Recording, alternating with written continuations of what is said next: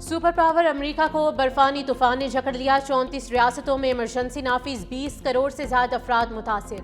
America भर में हादसात, हलाकतों की तादाद 14 हो गई। न्यूयॉर्क में 5, टेनेसी में 3, लुजियाना और टेक्सास में 2 अफराद हलाक। मैसाचुसेट्स और कैंसस में भी 2 खवातीन सर्दी से चल बसी। हजारों परवाजें मनसूख, लाखों अफराद बिजली से महरूम, मामूलात जिंदगी दरहम बरहम। न्यूयॉर्क में दर्जा हरारत -49 तक गिर गया।